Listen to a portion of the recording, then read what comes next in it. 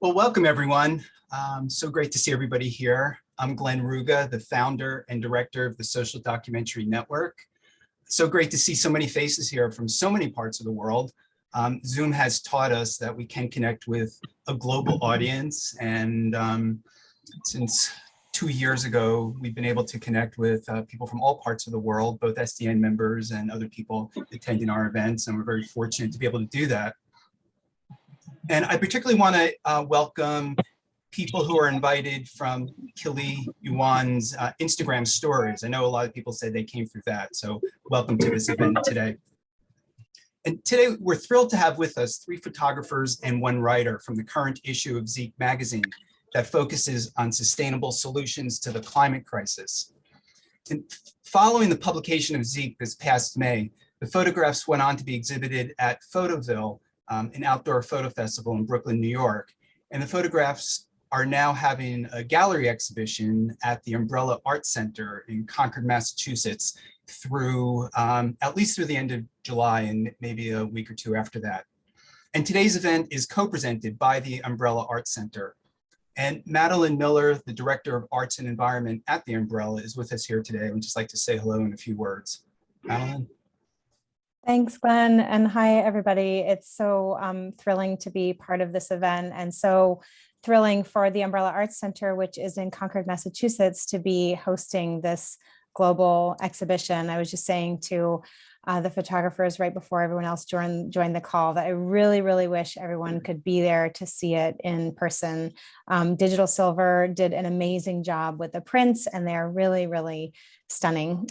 You can find out more about us at our website. I'll put it in the chat. I am the director of our Arts and Environment program, which is actually a 30-year program focusing on place-based education and celebration of the natural world, and focusing a little bit more in this era on climate solutions, climate justice. And so it's really just been totally great to be working with the Social Documentary Network and Zeek magazine. And a couple of my colleagues from the Umbrella are also on the call. Kyle Clifford is the program coordinator for Arts and Environment.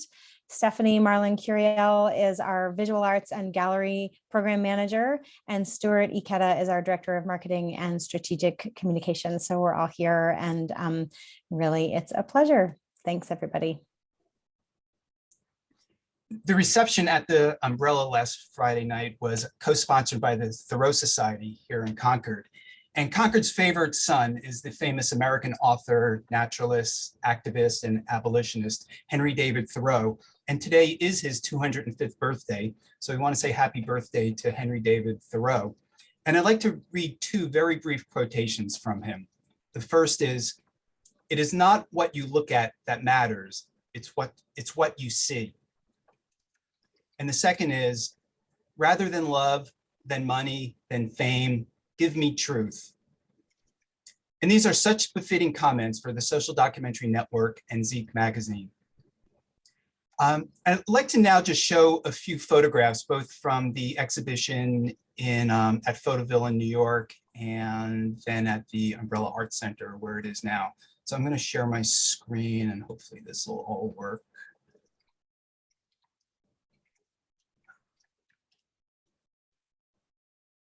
It's a full screen mode.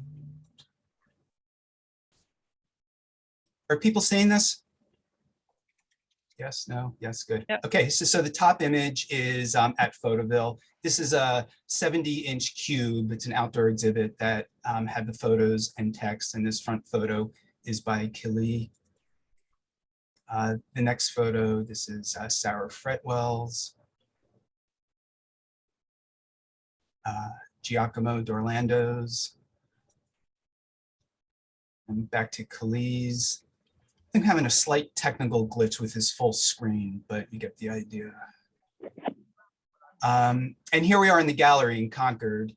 This is Laura Owens Lambert talking about her project, Saving the Stranded, about saving sea turtles that are affected by climate change.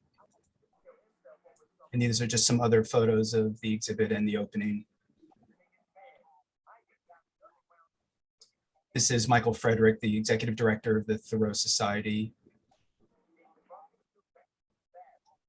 This is Madeline Miller and Laura Owens Lambert. And behind them is that magnificent photo by Kiliii.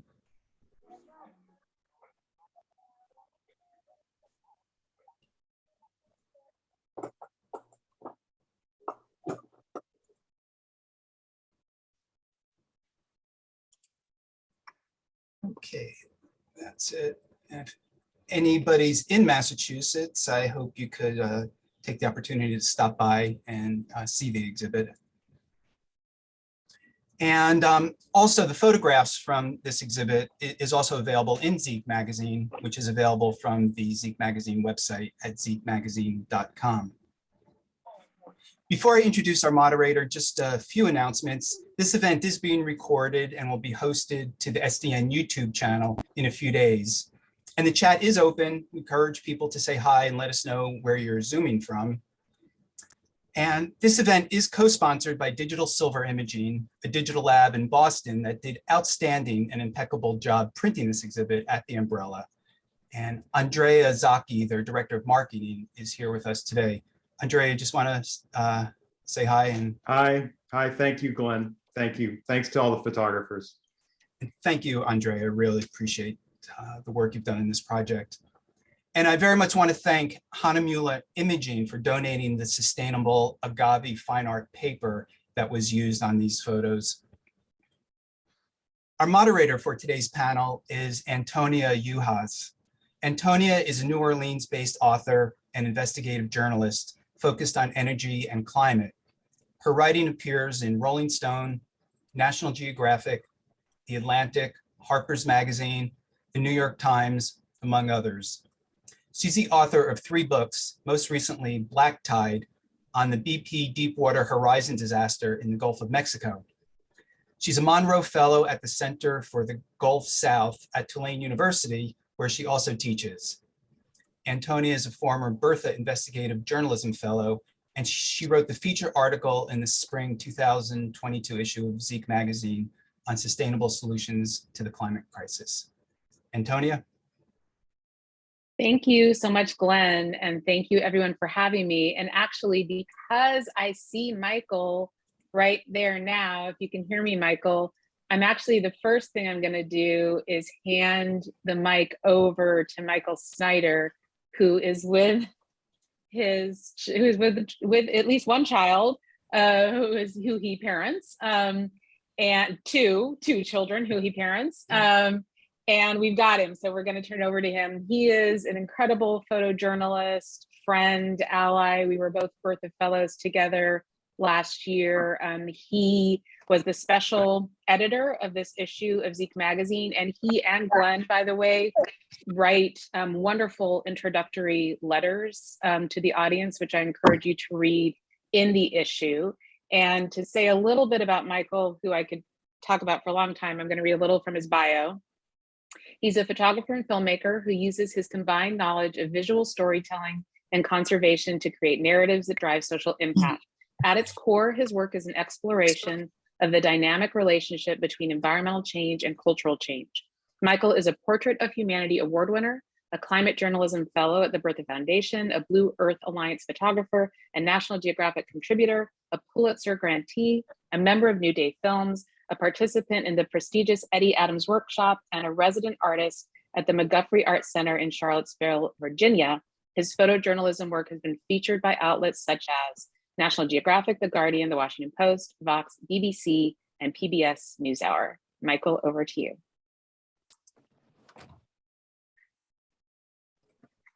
And at the moment, a full-time parent as well. Y'all are seeing parenting in real time here. Getting out of the car seat to walking around the side garden to get in some shade for the little one for a sec. Well, thank you all so much for having me. I want to say, I'm going to have my assistant here join me as well. We're just going to say hi really quick, check, and then we're going to let these guys get on with their business. This is my son, Jacob, and this is Ailey. And I just want to say, first, thank you all so much for the incredible work on this. The photography work was excellent. We had so many great submissions for this project, and the work that you guys had, the winning work, was just stood out, head over heels as amazing project. So we can't thank you enough for the photographers, to all the sponsors. We've got some amazing impact partners that worked with us on this project. And so thank you so much for the work to them. And to Social Documentary Network to put this together and to have the vision, to work on a project that's about solutions. And we know that visual storytelling has an enormous amount of power to drive impact around these issues, but particularly when it's solution focused. We know solutions are the things that inspire people the most to get involved and want to make a difference. So the focus was wonderful as well. So it was just an enormous privilege to get to work on this. And part of the reason why I do this work is because I've got little ones, and I think doing this is important to build the world that's right for them. And I'm going to let you guys go so you don't have to listen to more of that. But thank you so much, and thank you, Antonia, for being a partner in this and for the amazing work that you did on this piece as well. And thanks for involving me today. Thanks, y'all. Thanks, Michael. Thanks, Michael. Thank you for making it. So I'm gonna dive in then. So I just want to start off by saying how thrilled I was to receive the invitation last year to write an introductory article to this special issue of Zeke magazine. I've been struck ever since seeing the incredible images and stories created by the artists featured here today and in the issue, just by the beauty generated by these stories. The photos are glorious and profoundly empowering. This, of course, comes from the photographer's great skill and also the rich web of diverse and profoundly impactful actions being taken every single day by people all over the world, coming together to live and create the solutions to this seemingly intractable climate crisis. When writing my article, I tapped into the same lifeblood that most of the photographers did as well. Individual stories of people joining together with others as scientists, farmers, organizers, firefighters, survivors, to do the work that needs to be done and at the same time live healthier lives. These stories are emblematic. The amazing people in them represent countless others everywhere around the world. The climate crisis is, of course, devastating and potentially cataclysmic. It's also most oftentimes presented as a problem far too big and too complicated for the average person to comprehend, much less tackle.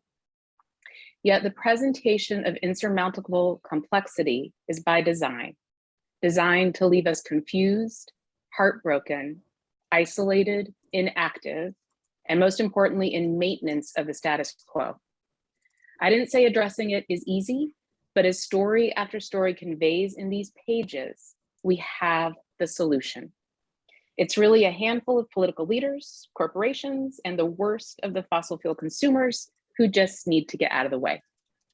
In my story, I feature Nina Morgan. She grew up in the shadow of a coal mine in Sipsey, Alabama. Today, she's the climate and environmental justice organizer for Greater Birmingham Alliance to Stop Pollution. Coal is killing us. It's breaking down our bodies, she says. Still in her 20s, she also warns of a coming reckoning, bringing an end to the legacy and history of extraction, exploitation, and violent racism that has devastated Sipsey and much of the American South.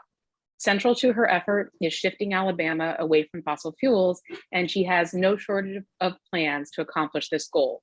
The answers are there, Morgan explains. And for Chief Sherelle Parfait Dardar of the Grand Caillou Dulag Band of the Biloxi Chitimacha Choctaw of Louisiana, she says in order for her tribe to survive, she wants to see an end to the fossil fuel industry and a just and equitable transition to a local green economy. It's not rocket scientist, she says, it's just the will to do it. So with that, I'm going to introduce our incredible photojournalists who are going to speak after I introduce them. I'm going to pose a question to them. Then each of them will speak for about 15 minutes each. And at the end of each of their individual presentations, we'll have time for about 1 or 2 questions. And then we'll hold the majority of the questions for the end. We're going to encourage you, the audience, to participate by asking your question yourself. And you can use the raise hand function, and you can write your questions in the chat.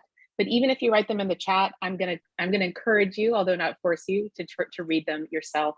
Again, just to encourage more of your participation today and to hear from more of your voices.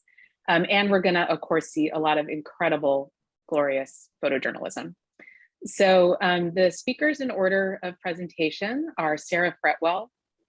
She's a journalist, climate activist, and political scientist who works as a multimedia storyteller. Her work focuses on the intersection of the environment, people, and business with one question: what if the new bottom line was love? Her award-winning photojournalism explores the lives of everyday people with extraordinary stories and creates the human connection that engages people on a personal level, offering individuals a voice for justice, insight, for solutions, and the human connection needed for international engagement.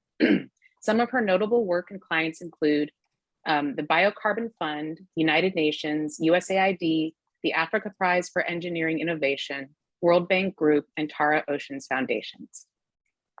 Next is Giacomo d'Orlando, an Italian documentary photographer focused on environmental and social issues. He began his career as an advertising photographer in 2011, but in 2015 decided to move to Nepal and then Peru to enter photojournalism. He's worked alongside local NGOs focusing on social issues. From 2018 to 2020, he lived in Australia and New Zealand, which inspired him to concentrate on the environment with particular attention to the possible future scenarios caused by climate change. His projects appeared in the Washington Post, Der Spiegel, Paris Match, and De La Repubblica, Mar Magazine, and many others. Today, his work looks at how the increasing pressures brought about by climate change are reshaping the planet and how present-day society is reacting to the new challenges that will characterize our future. Finally, Kiliii Yuyan illuminates stories of the Arctic and human communities connected to the land and sea.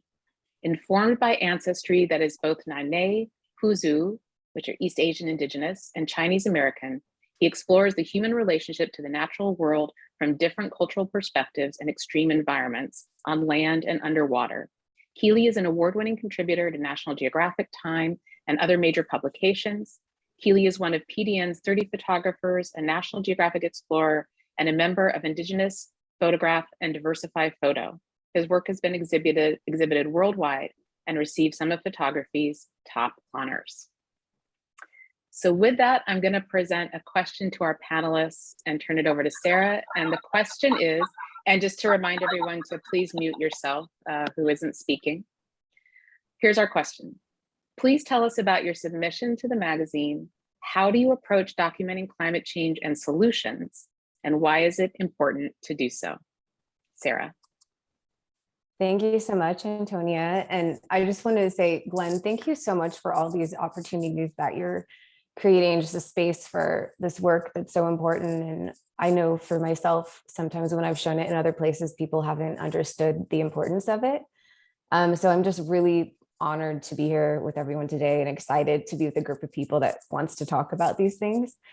So I think that I approach my stories from a solutions focus because I feel like the narrative that we've been sold about climate change is a hoax. We've been told it's out of our hands, the government needs to fix this, and it's arrived us where we are now, where, you know, people, it's overwhelming, they've checked out, and some people have not taken a lot of individual action. So several years ago, after seeing a lot of what's happening with rising sea levels in the Western Pacific, I decided, like, okay, if I do a climate change story from now on, it's going to have a solution. And I feel that all we really need is me and you and your neighbor, and we need to start taking these direct actions in our own lives. So hopefully that answered your question. And then I want to just go ahead and share my screen. And I want to give you guys a little heads up that what I talk about, and does that look okay, Antonia? Great. Yeah, looks good. You know, this can be a quite intense subject matter, and it can be easy to hear the story and take it on. You know, these people are going through the hardship of war and leaving their home. And if I'm telling you any details that are hard, I'm telling you because I want you to understand the situation that they're in. And I want you to understand the great hope for the future of all of us that I left with. So this first image is Jaka Lucia, and she now resides in a permanent refugee settlement in Palabak, northern Uganda. She fled South Sudan during the war. Her husband was killed. She had 2 small children, and she was a few months pregnant, and she walked for hundreds of miles with nothing but the clothes on her back. And so here she is in the beginning of her garden is about a year old. And so when you arrive at the camp, you literally have nothing.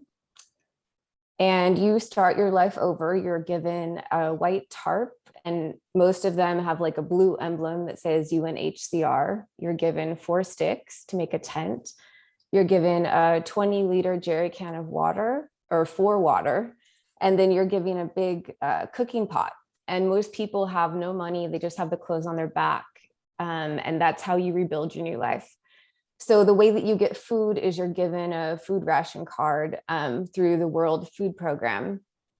And what that entitles people to is enough food to not starve to death. But what you'll realize as we get further along is it's very hard to thrive on the food that's given.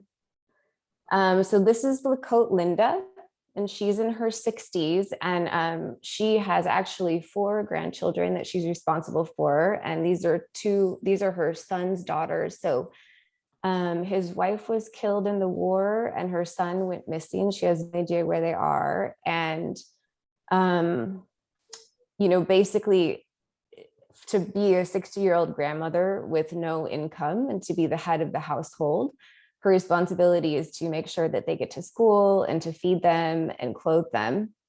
So the garden project, not everyone in the camp has access to it. It started off several years ago with one farmer, and now there's literally thousands of farmers and like thousands more waiting to get into the program. But she signed up for it as soon as she could because she realized that the kids, their bodies were starting to shut down. Their eyesight was cloudy and they were having brain fog. And sometimes they were refusing to eat because the diet was so monotonous. So when you have your food card, food distribution is given once a month, and it can be several miles from where you're living. Most people have to walk there. And you go through a check-in line, and some people are even retina scanned to get into this line. And you walk through and they distribute your food rations. So these are the food rations for one person for 1 month. So left to right, it's maize, beans, flour, oil, and salts. And so since most people are not getting any micronutrients or greens in their diets, the moms are unable to produce breast milk for their babies. And then the babies become malnourished because they're living on like a soy porridge. And then most people you just kind of lose your vibrance for life, I would put it, because you see people that are eating this meal versus like some kids that have access to the greens, and you just see they have this like vibrancy in their eyes that other people don't, just because they're lacking these essential nutrients to feel good and think clearly and see clearly. So this young woman is carrying the food rations for 2 people for 1 month, and it's about 75 pounds. And she has to walk about 3 miles back to where she is in the camp. And then once she gets there, she actually has to sell some of her food rations to grind the maize because the maize isn't ground. So for example, if maybe you were a 14-year-old and you lost your family and you're responsible, for all of your brothers and sisters, you could have to carry up to like 270 pounds of food for all of your brothers and sisters, and then figure out how to get it back to your camp. And then, like I mentioned, most people are selling it so they can actually eat it because they have to grind it up. So these are some of the first members that we met in the garden program. And I have to say, I've witnessed and worked on so many aid projects around the world. And this is one where truly everyone that I met told me that the program changed their lives. They were just so incredibly grateful. So when they saw us coming, I was with a few members from African Women's Rising's Permagarden team. They just burst into song and dance for about an hour. We had different performances and people singing. They truly are like grateful, and it's radically shifted their lives in every way. So many people shared with me.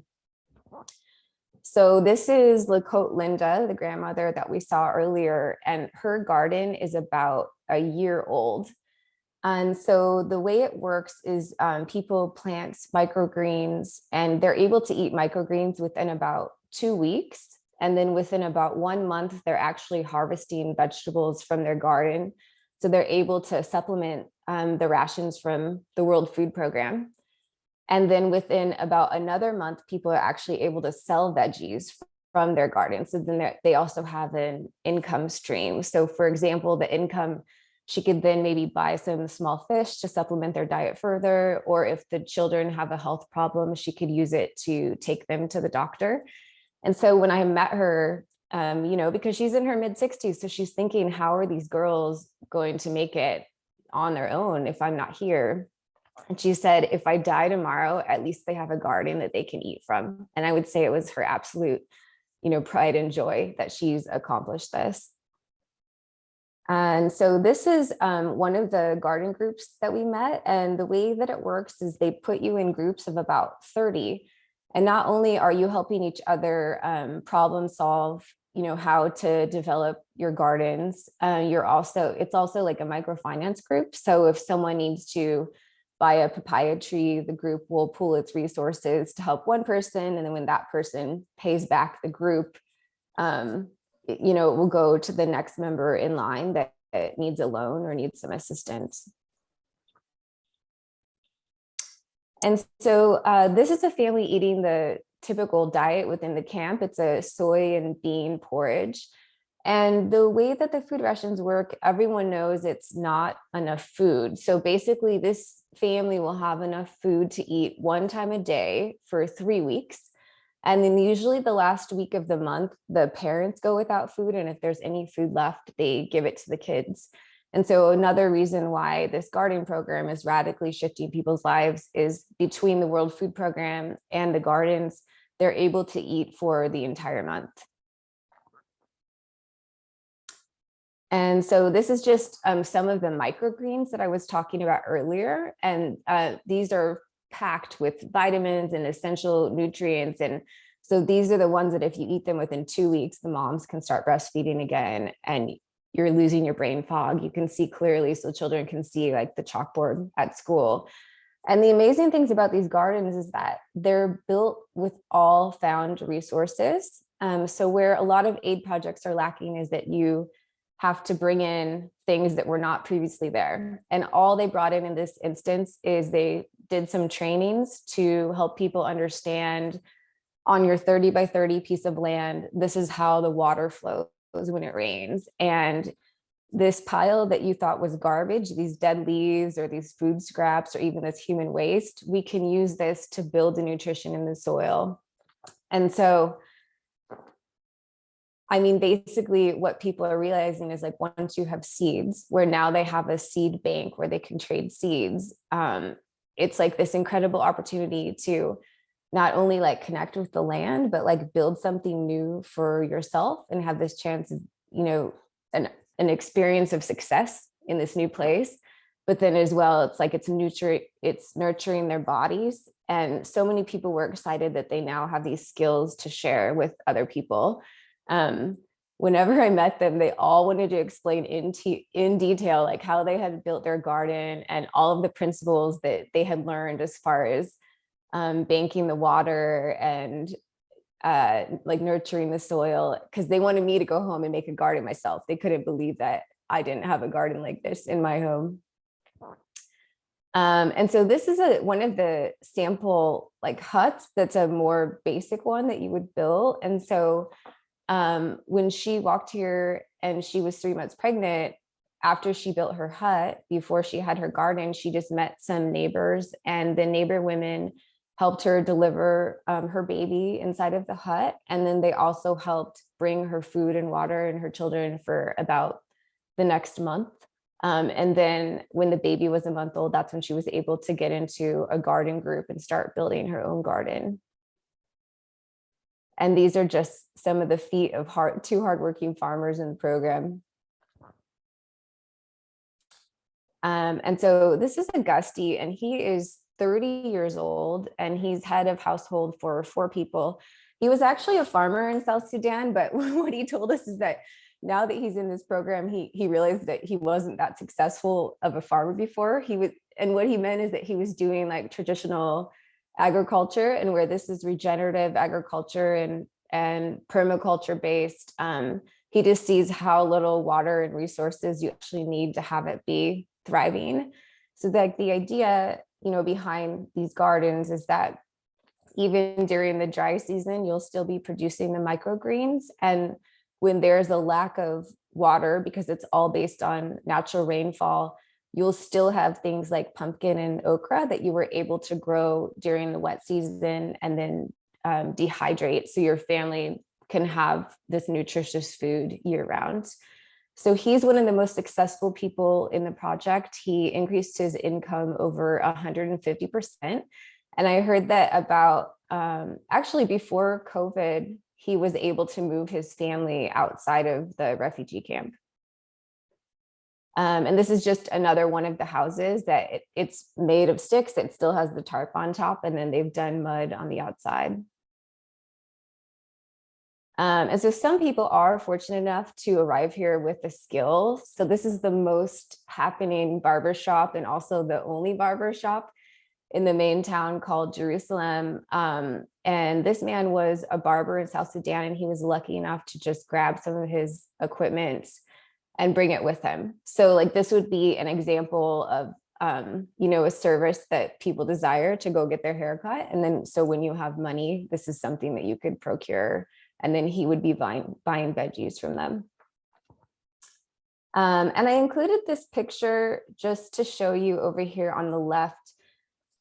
So something that they're really looking at in this style of farming is like, how can these systems all be integrated and how can we really maximize our resources? So they have you see their jerry can with the water, and then this is their dishwashing station that's next to the garden. So it runs off into the garden to help bank the water in the soil. So it's really just an incredible use. It's like very, very limited resources, and everything is absolutely used to the maximum, the way that these gardens are designed. And I'm not sure if I mentioned, but you're given a 30 by 30 piece of land. And the people with the gardens, it's like they have their hut and then they're growing on almost every inch of land they have. And so this is Augusti in his garden with some kale.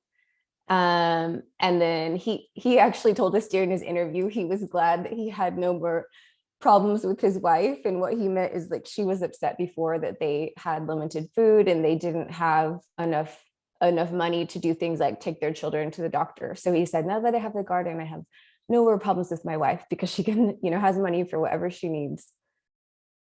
And then this is actually a goat that he purchased from selling vegetables from his garden. So then he was able to get milk and then sell that, as well as start a little kiosk. So he really was just an amazing serial entrepreneur.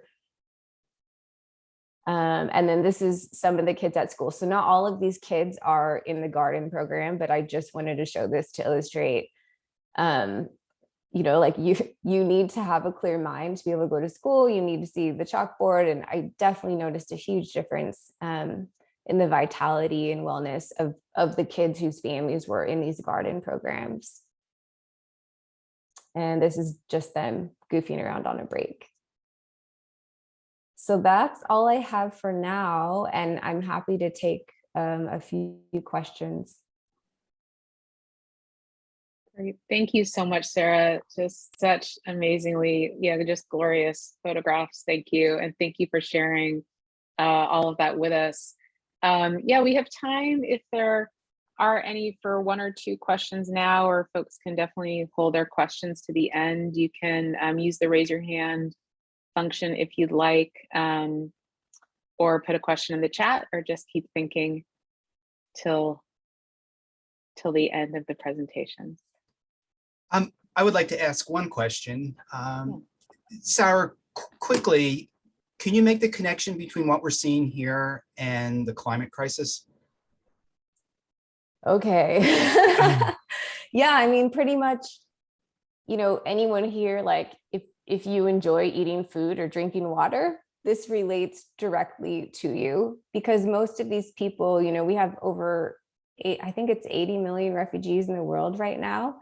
And if you look at many of those conflicts, the core of that is resources. And every day that climate change goes unchecked, no matter, where we live, it's like we are one step closer to that food and that resource insecurity. So I feel that this is a huge issue for everyone. And what I was, the most struck by when I left the camp is how I'm exactly the same as this woman living at the end of this red dirt road in Uganda. It's just for right now, for whatever reason, I'm in a more fortunate circumstance. And I truly feel that these people, learning to farm with minimal resources in these extreme climate situations, they're honing these skills now because they have no other choice. It's literally their survival.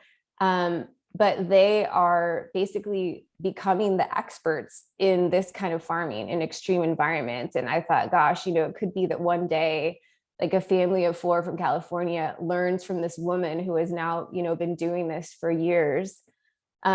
So I feel that it's really important that we look at our food systems and how they're already extremely broken, our aid system, and with climate change, look, okay, this is broken. How can we make it work better for the future?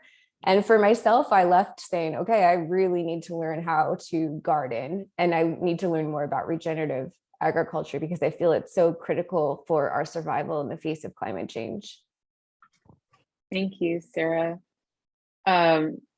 I was just going to say that's actually like the perfect transition into Giacomo's presentation in photography, which also addresses this: how do we continue to do agriculture on a drought-stricken and climate devastated planet? And his photography and project addresses that same issue. So does that sound good? Without further ado, I will now pass it on. Hi, everybody.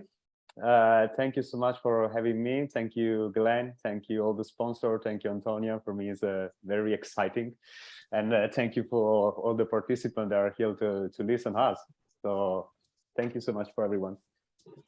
Basically, so beginning from the main question, why it is important to document climate change, because I believe this is like our challenge, and it is a challenge that has no boundaries. So it's like everybody, we are connected to our planet, and we have to respect it. And especially in the last year, in the name of economic progress, let's say, we are pushing too much the limit of our environment, and little by little we are facing the consequences. And I believe that talking about climate change is really important in order to raise awareness about the importance of this topic. And personally, I believe that a positive approach would be the best, because many people already think that it's too late, but actually it's not. If everyone works and everyone change a little bit, not too much, but just be a little bit acting smarter, and their behaviors is I mean, it's like, I'm sorry for my English because I'm not native speaker, but I will try to figure it out. I believe that we need to document the positive solution in order to instill positive feelings in people, and to attract them to be involved more in this fight. And so basically, I introduced my project that talks about a positive solution, especially talking about, as you was saying, as she was saying, Antonia, about the agriculture of the future. So I will start to share my screen as well. So when I do the researches about this project, I was in Italy. I was there for COVID-19, let's say, stopped. So I wanted to do something that basically can help like broadly the people who wants to care about environments. And I found these interesting stories. It's called Nemo's Garden, which are the first underwater greenhouses in the world. And I met Sergio Gamberini, who is like the inventor of this project, who started it like in 2012. And we are on the coast of Liguria in the western North Italy. And basically everything started as a bet with his friends, because we are talking about a small village who is full of fishermen and as well like as farmers. So he wants like to combine these two passions and create like this new world that actually can help us to see the agriculture in the future in a different way. And how it's connected to climate change. Basically, not everybody knows that around 70% of the fresh water in the world is used for agriculture. And if we are thinking that climate change is bringing like increasing phenomenon as, for example, desertification. And so combining these two things, like the use of fresh water and the desertification on the other hand, right now it's in Italy is happening with the drought of the biggest river, the Po.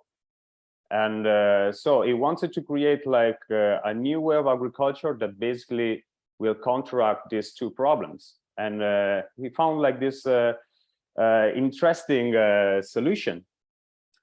Basically, like all the different kind of plants, of terrestrial plants, are cultivated like in these biospheres, as they call them, and they are cultivated through hydroponical method. And every plant like is of course tested in a laboratory before like to plant it down to the sea, because as you can imagine, the environment is quite different. Even if after like studies they realize that it's actually better.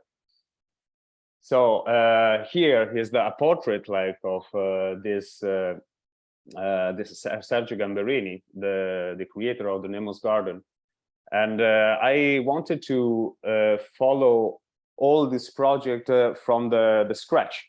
It has been covered for a while in 2015 because they had like a good result in the beginning, but no one before wanted to tell the story, the full story. And for me, actually, it's really important to tell even the story of these people who are working to give us solution and to, you know, give us opportunity for a better future, as well as it could be like a university or scientist. I believe that we have to rely on these people who are aware more than many of us about the condition of our planet, and they are prepared and they want to give us better opportunities. So here, for example, here is like Luca Gamberini, rather the son of Sergio, who is like in the headquarters of the Ocean Reef Group, who is checking the components inside the biosphere.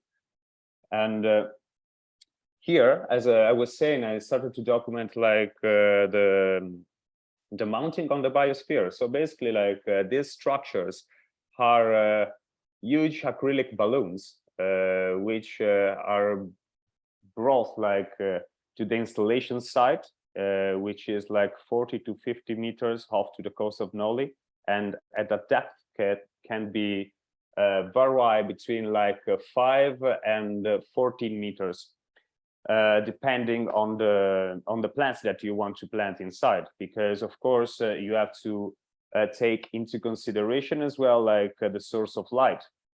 The nice things of this project is that it's completely eco-friendly and self-sustainable, and this actually help us to imagine really to be in front of the future of agriculture. So I went underwater, and basically like it's been awesome for me, because it's been like the first time that I was documenting a project underwater, and a very nice sensation that I have, as you can see in this image, is that you can breathe inside them. So basically like you're feeling like a fish, because like outside you can see all the marine environments and you can breathe inside this biosphere. Here in this picture, like Emilio Mancuso, which is like a biologist in charge of all the growing process of the plants, is positioning like a hydroponic cones inside like the boxes. The cones is made by coconut fiber, and every biosphere can hold approximately like 2,000 liters of air, and thanks to the let's say breathing process of the plants, the exchanges from CO2 and O2, the air inside is kind of, there is like this recirculate that basically can make like the air inside breathable. The biosphere hold down to the sea surface with these big chains, which favorites as well like the population of the area. And here you can see it better from this picture. There are like 6 biosphere. And here you can see the metal structures. The metal structures, so you have to understand that Noli is a fisherman village, as I was saying before. And so here we are very close to the shore, and fishermen goes to fish like in the early morning, in the afternoon, and even in the evening. So it's quite exploited, the marine zone there.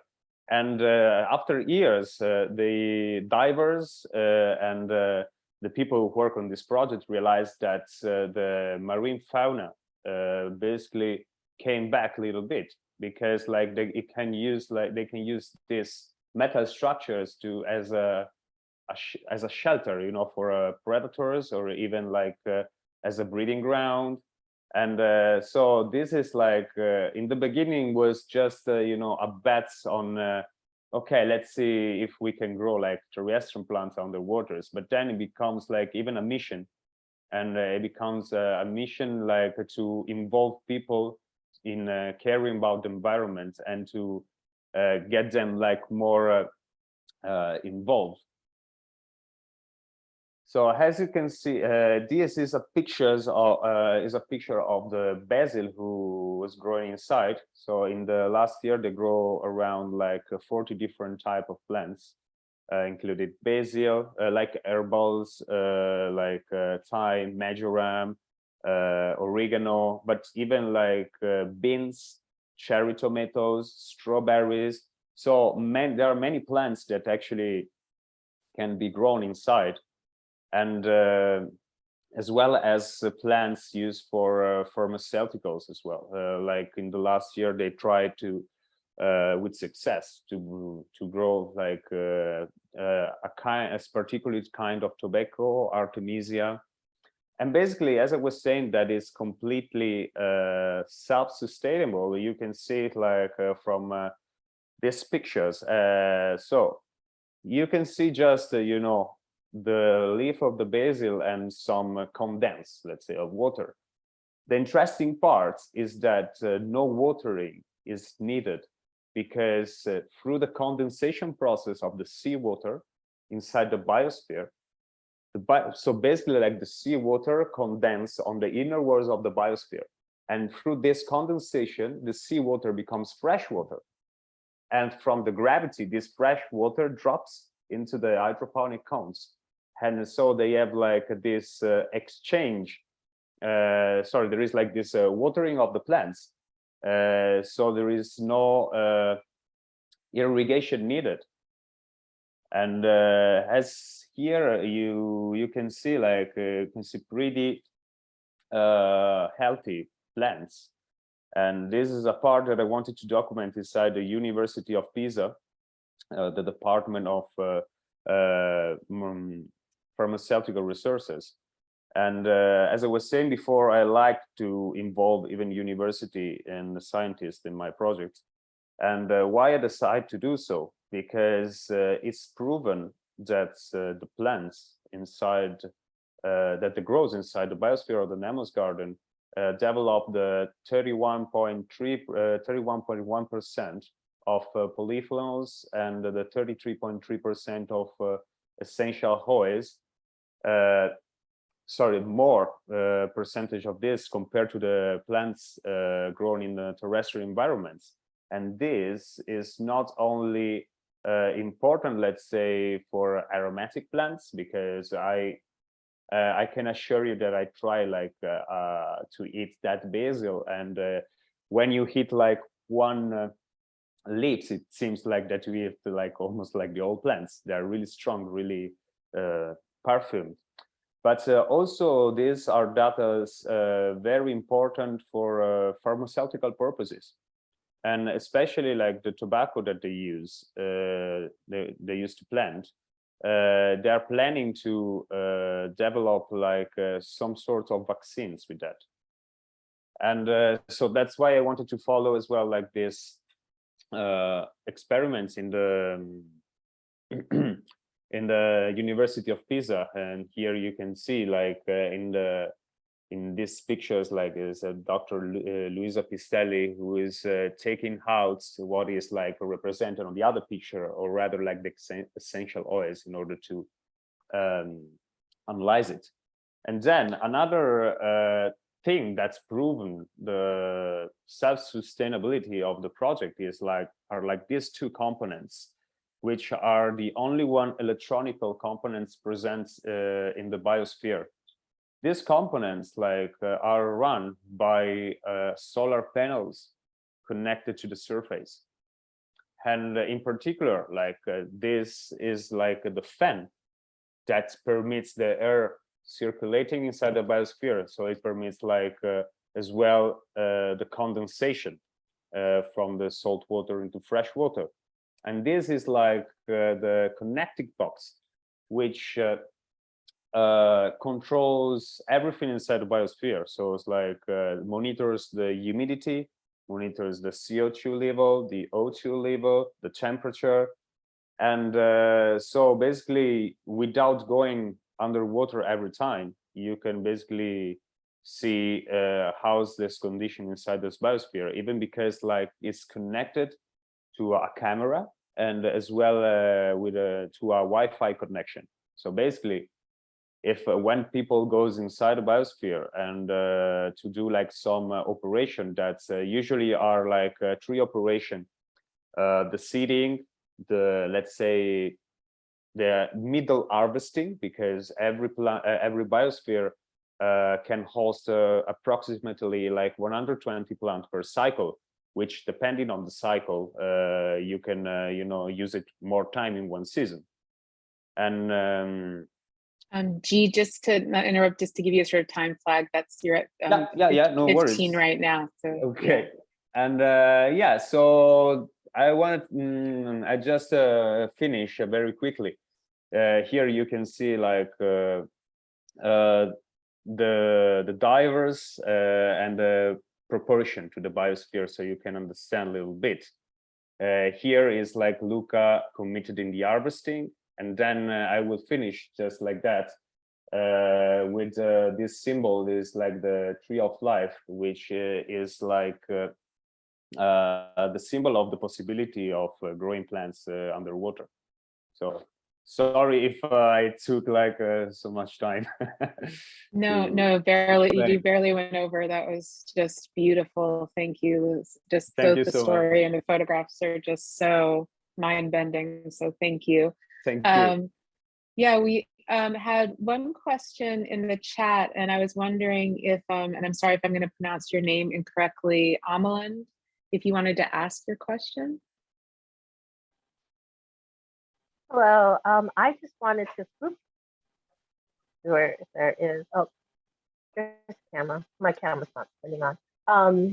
I was just wondering, how do they harvest the plant?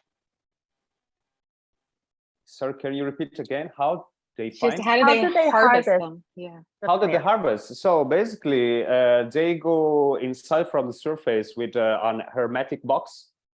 They goes down deep, then they enter in the biosphere. They take out the hydroponic cones, then they place it inside this hermetic box because the plants don't have to enter in contact with the salt water. Otherwise, like especially the herbs, like it gets like rotten very quickly, you know. And then with this case, they bring him out to the surface. Then there is like even the very quick, let's say, option that's basically a diver goes inside, one waits literally outside, and one waits out on the surface, like with a small canoe. So basically, like it's like a kind of passage. Like I take the plants, I give it to you, and then give it to them, and then they just go. So basically, like it's nice because you have to do like the seeding, just a checking and a harvesting, and then the final harvesting.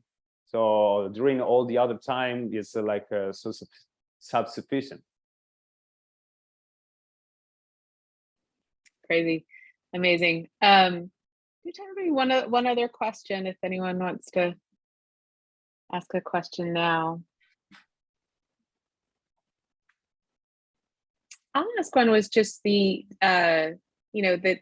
the technical details of doing this type of photography for you. How much of a challenge was it for you to learn how to do the diving, to perhaps use different equipment, you know, from the... Okay.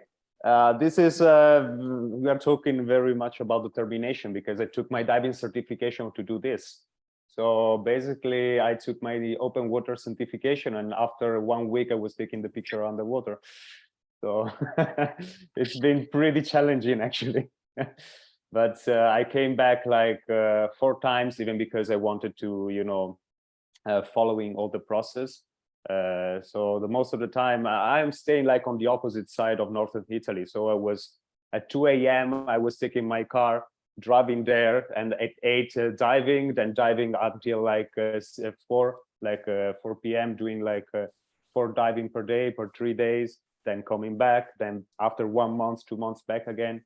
It took me like more or less from the mounting of the biosphere to the final harvesting around like 6-7 months. Because I really wanted to document every little step. Well, thank you for doing so. And Bethan, I'm going to ask you, please hold your question and ask it when we get to the end, if that works for you. And then we're going to move on now for Kiliii Yuyan, who's going to share just bold and brilliant images of the Indigenous Peoples Burn Network in California and share his story. So thank you, Kiliii. All right. Well, it's lovely to see you all here. Batsuguapo. I'm coming to you from the land of the Duwamish here in Seattle. So I just wanted to remind everyone that we were on borrowed land. Let's see. Well, it's amazing to be able to follow a presentation like Giacomo's. I think it's an amazing and beautiful look at climate solutions, and I'm all about solutions. All right, is that clear? You guys see that on your screens? Yeah, that's good. Okay, terrific. Yeah, so you know, it's interesting.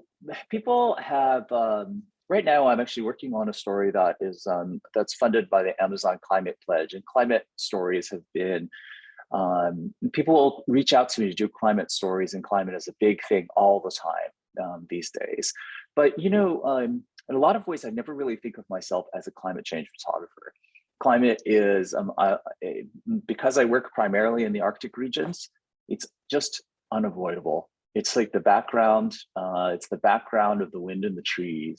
You know, everywhere I go, everything I do is affected by climate. I've been attacked by a polar bear that was probably starving because of climate. I almost killed one of my producers and good friends by throwing him in the rotting hole in the sea ice. Lots of things have happened because of climate change, but they're all, again, that sort of background of what's happening, because climate change itself isn't a story. It is just our time. It's just our age, you know, it's our era. And I think one of the things that in a lot of ways we don't talk about a lot in general is about Indigenous stewardship. I mean, this is an idea that whose time has come, but Native peoples have been around for a very long time and have done a pretty good job. I just, for a fun statistic, 80% of the world's biodiversity lives on land that is stewarded by 5% of the population, and that's Native peoples. So it's a pretty incredible thing. There's lots more statistics I could throw at you that are like that, but I'll just leave that one there for you. In some ways, I think that I'm always about solution stories. I think that almost all the problems that exist in the world, and when you look around, you see that actually people have solved those problems before. They just haven't solved them at the scale that we necessarily need them in. And in some sense, I think that maybe that's the thing that makes cultural fire or indigenous fire so powerful, because it is actually something that's used at scale. It's incredibly scalable. So I want to tell you a little bit of background about this particular story. So Zeek, the images that were published in Zeek were originally commissioned by Wired magazine. This was a project that I began many years ago, and it was something where they asked me to go down and cover cultural fire. And so I started asking around, and there's a timing issue around it. There's extremely seasonal and extremely weather dependent. So the traditional fire practitioners are looking at not only when they wake up in the morning, they're not just like looking at like, oh, this is the weather for the month, this is the weather for the week, this is the forecast. They're waking up and looking at the dew that is on the ground before they decide whether to burn or not. So it's highly variable, but so is all seasonal stuff. And so I think that there's a level here of which this traditional knowledge becomes incredibly important. And it's a very different take than just the Western way of working. And I just wanted to point that out, because it can't be on a schedule. And this is part of I think this is one of the reasons why this kind of work is not normally seen as a solution, because it doesn't fit into the Western mold of how to do work, how to do things. You know, if you have people that are paid on a 9-to-5 basis working 7 days or 5 days a week, then it just doesn't work like that. You burn when the weather wants you to burn, when the land is ready to be burned. When this commission actually happened, the issue was going to basically had to come in October, and it kept getting pushed. The burning actually kept getting pushed. So by the time I actually went down there and the burning looked like it was imminent, I only had 4 days to shoot this story, which for me is a very short period of time. Typically stuff I work on is at least 2 weeks long. So often it's more like several years long. So it's a short period of time to sort of build all the relationships with the people, build the relationship with that place and the land, and to really start to understand it. You do a lot of research, before you work on something like this, but it's so much better to actually be on the ground and understand it. And then also many years later, I returned also for National Geographic, and this was part of the sovereignty story that is out in the current issue. Those photographs couldn't be in Zeek because of the publication embargo, but I am bringing some of these in here just to show you, because it's part of this longer form story. This is one of those from there. We just found this particular image to be very beautiful, and it gives you an idea of what cultural fire is. So finally, I'll tell you what it is. Cultural fire is low intensity burning. It is just these little tiny fires that creep along the forest floor. The picture you're looking at actually has, this is actually what we call a large or a hot cultural fire. I mean, this is, the flames there are almost, 3 feet tall. That's about as high as they will ever get during a cultural fire. And you can sort of see, this is where one side of the forest is burned and the other is not. You can see the level of control that you have with the cultural fire. When Indigenous peoples choose to burn a region, they're burning it for very specific purposes. Like, oh, here, this is our acorn harvesting area. These are the oaks that we want acorns from. We're gonna burn this area. And then you can sort of see on the other side of that, how much brush and how much just sort of sticks and just all kinds of stuff. Basically, nature's gasoline is just sitting on the ground there, waiting to go up into flames the next time someone throws a match into the forest. You can also see that with the cultural burning, there's fallen trees and fallen like little bits of twigs and stuff like that, or smaller branches. And that is carbon that's sequestered. So that's carbon that is not going up into the atmosphere. It burns, but it's so, the fire is so light that it doesn't burn it up. It actually sits there until it decomposes into the soil. So that's a really significant difference in terms of a wildfire, which basically takes the whole forest and throws it into the air and says, here, carbon, versus putting it in the ground or leaving it on the ground. All right. So for some background, the longest running policy in America of all time is the Forest Service policy to stop cultural burning, is to basically say, we will suppress fires at all costs. The Forest Service is only now just beginning to revise how it's doing that, but of course it's really tough now that basically the entire American West is a big pile of tinder. It's very difficult to actually do prescribed fires.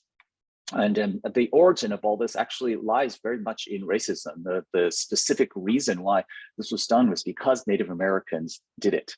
And so this long-running policy is well over 100 years old. So I'm sorry, Smokey, you look amazing, but unfortunately you're wrong on this one. So most of this project for Wired actually was following something called a training exchange, or TREX. And that's actually where the Yurok bring people from around the world. I mean, you have a firefighter in this picture from Spain, and you have others from Canada here who are learning from the Yurok how to do this kind of fire. So this prescribed fire is, it's not that easy because the vast majority of what is done isn't done, it's not the gear. It's not the equipment. They're all dressed because that's how firefighters dress and for safety code and all that. But the best cultural burners just wear jeans and they walk around barefoot. So, it's kind of an amazing thing. That's how much control they have of the fire and understanding their environments. So it's all in the head. It's all in their knowledge and that knowledge in their community. And so even the beginning of a training exchange where they're showing people from around the world how to do it, they make sure to ground it in the original cultural practice, which is both a spiritual practice. Fire for the Yurok and for the Northern California tribes is a cleansing thing. It's cleaning the world. In fact, they have the Karuk have a ceremony that's called the world cleansing ceremony. And it actually involves burning an entire mountain, putting an entire mountain up into flames as a reminder to everyone about the power and importance of fire in everyone's lives. So some of the traditional fire practitioners here they're all, in particular, focused on California, but Ali on the left here is from Central California in the Redding area. And then Margot is Yurok, and she's from the Northern California area. But you can see that even though their environments are very different, they are still using fire to manage the landscape so that they can do something that's very important, which is gather materials for making basketry. Like most of the world thinks of well, most of the wealthy nations, I'm sorry, the wealthy nations think of baskets as these like sort of cheap commodities that you get at, get at the store or like an import store. And, if a basket's over $10, then it's an expensive thing. But for Margot, that baby basket is her family's heritage and incredibly important. That basket there takes her a month to weave. And she'll carry around her nieces and nephews in it. So it becomes a very, very important thing. And also see that imparting that sort of the level of reverence for fire is also very important. Elizabeth, who's also part of the Indigenous Peoples Burn Network, as she leads it, she makes sure to let people understand that using fire is not a tool. Fire is a companion. Fire is someone that you have to get to know and have a relationship with, so that that you work with it. You're not wielding it, but you are asking it to do things for you. Right? With a really well managed cultural burn area, you can see how not scary this fire is. The Western notion of fire is very much like this huge inferno. Westerners are very much afraid of fire. All you see is these pictures of wildfires burning up sequoias and destroying people's homes. But this is what fire is to Karuk. Like this area's been burned before. It's being burned again, and in the natural cycle of things. So this was burned a couple of years prior, but you could see it's just like these are just inches tall, these flames. And as they creep around, they're killing all of the pests for the acorns.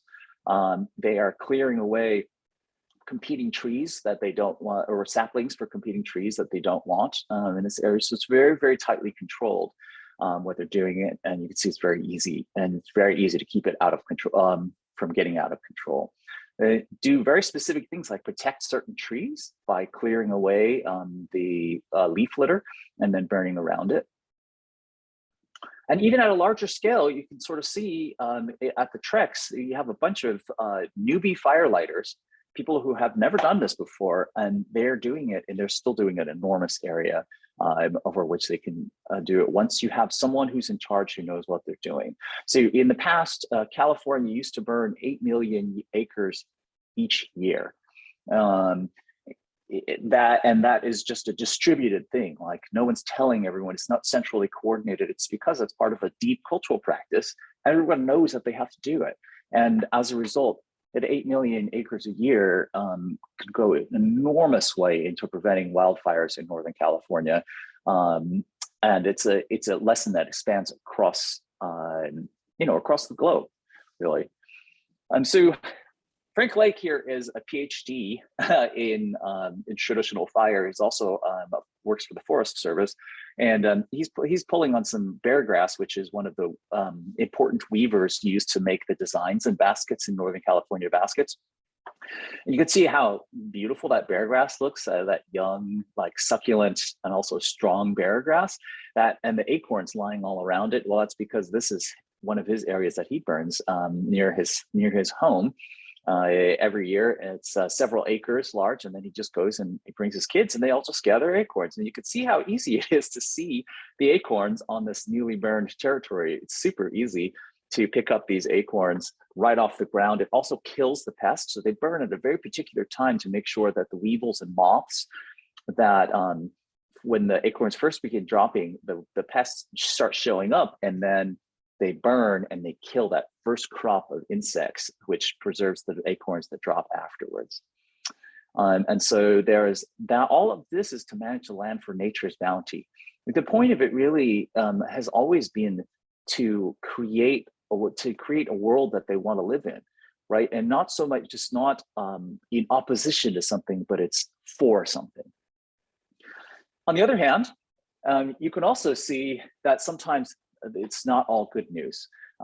With this particular, with these two Karuk, Leon and Aaron, their house burned down because the town of Happy Camp, which is predominantly Karuk town, burned to the ground. Basically, hundreds of homes were destroyed because the Siskiyou County, which is a very conservative county, basically won't allow Indigenous peoples to do prescribed fires. And so when the fires came through, the Snyder fire burned all of these to the ground. And they were extremely unhappy because they have been telling the county for years that they want to do cultural fire. Kiliii, I'm sorry to interrupt, just to give you a little flag. It's a little over 15 at this. Okay, I'll finish up with this one then. That's great. So one of the things that made me tear up, and also my writer on the story when we showed up, was Kathy, who has tribal archaeologist. When she showed up, she had not even seen her family's land and her cabin and her vehicle after the fires that had come through. But the first thing she did when she got out of the car was take this bucket. And I was like, Kathy, what's in the bucket? And she said, oh, you'll see. And then she started throwing these acorns all over the ground. She didn't even walk around her property. She just started walking and spreading acorns because it was her sense of healing the land, renewing the land. And she said, when I heal this land, I heal myself. So it's my hope that we can not just look at Northern California as an example, but also just look to Indigenous peoples to know that we can learn how to steward the land once more. Thanks, everyone. Brilliant. And I hate the moderator role of cutting people off. I apologize. You're all doing such beautiful, wonderful presentations in addition to showing the beautiful photographs. So I hate to cut you off, but we've got just a little over 10 minutes left, and I definitely wanted to make sure we have time for questions. But just gorgeous, gorgeous, all of you. Thank you so much, and thank you, Kiliii. As someone from California and experienced those fires, I just really want to thank you for bringing those stories forward, and in particular for me, those amazing women centered in your piece. So thank you. And I'm actually, so we're going to start with questions for Kiliii, and then after that, open it up to all of the panelists. And I'm going to encourage you all to raise your hand, or if you post questions in the chat, I'm going to ask you to read them. And like I said, we've got about 10 minutes left. And Glenn, you've asked a question in the chat, which I'll ask you to ask everyone. Okay, thank you, Kiliii. That was such an amazing presentation and amazing photographs. The question I have is, how much monitoring of the fire is required once the cultural fire begins, or do they just let it burn? There's definitely monitoring, especially the small scale ones who are really monitoring it constantly. But it's it's a bit like fishing on a lake. You know, you're there fishing, but really you're really just sitting in a canoe, drinking beer and just hanging out, you know. And that's kind of what kind of a cultural fire is. It's not a thing you're doing so much as it is life that's being lived, you know. And so it's just constantly going, you know. It's just a part of the landscape of life. Got it. Yeah. Thank you. So yes, you do monitor it. You do monitor it, but low level monitoring.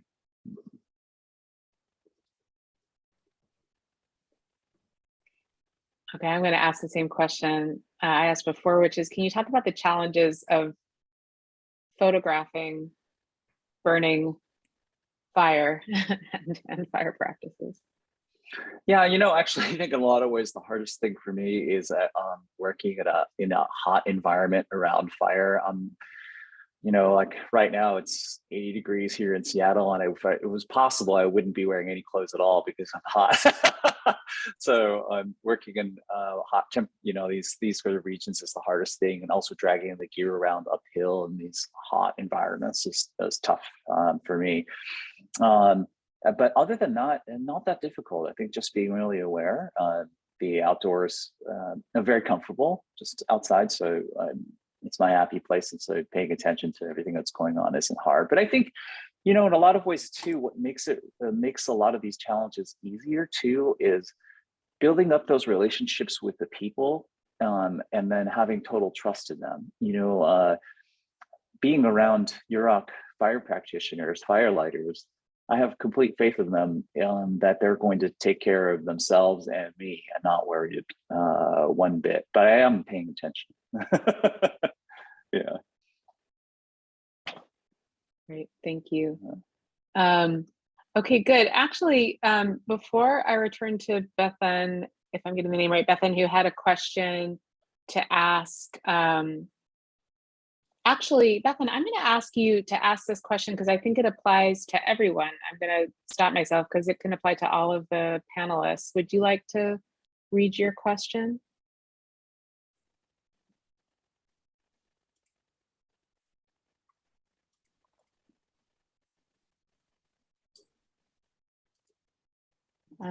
Let's see. We might have. Oh no, I still see you there. She needs to unmute herself. Bethan, can you unmute yourself? There you are.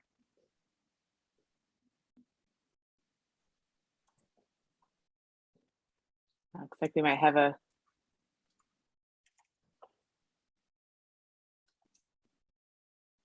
I think you have a connection problem. So if you don't mind, you've got a rough connection. It looks like I'm going to go ahead and read yours because I can see your lips moving, but we can't hear you. But all right, okay. I'm going to read this question for everyone. Sorry, thank you for giving it a try. So Bethan asks, how important is symbolism in climate photography, and how do you capture it? And we can go Sarah, G, and then Kiliii. Okay, and thanks guys so much. I really enjoyed seeing your work and presentations. I love how diverse all of this work is. Well, I have to admit, I'm like a quite literal person, but when I feel that symbolism is important, like it's important to know the tradition or the heritage, especially when it's like cultural practices or indigenous practices, to like understand the importance behind something. So I feel like specifically in the project that I showed, there wasn't a ton of symbolism, but a part of that is like these people are in a very interesting moment in their lives where they're rebuilding something new. So to me, like if anything is symbolic, it's like the liberation that these gardens are giving them, as far as now being able to feed their family, having a healthy body, and like having a hope for the future. To me, it's like the garden is them literally like rebuilding their life from the ground up. G. Oop, you're muted, sorry. I was saying this is a tough question because I never really thought about like symbolism.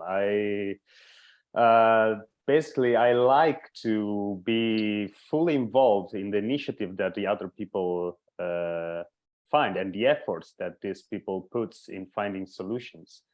For example, on a new project that I'm working with as well, like coastal communities and local coastal communities. And for me, it's like, it's not about more symbolism, it's about their life. It's the difficulty is how you transfigure like their feelings and how you involve the audience in telling how climate change affect these people.